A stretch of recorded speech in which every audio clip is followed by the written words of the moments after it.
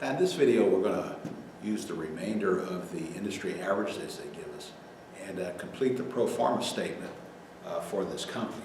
Now, first one I'm going to use is days sales outstanding, and this is a way of getting to accounts receivables.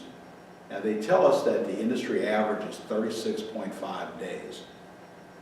Days sales outstanding is accounts receivables over sales times 365.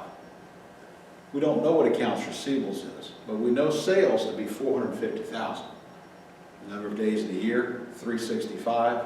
And again, that all equals 36.5. To solve for accounts receivables, you take 36.5 divided by 365, you get 0.10. If you multiply that by 450,000, you find that accounts receivables has to be $45,000.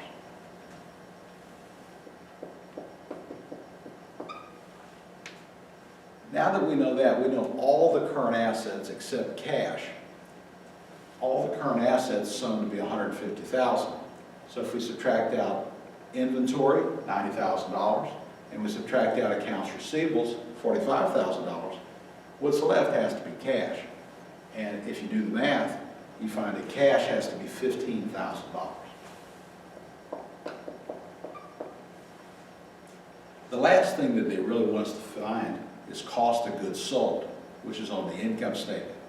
And they give us what's called the gross profit margin, which is sales minus cost of goods sold divided by sales. And they tell us that the industry average is 25%, or decimal equivalent is 0.25.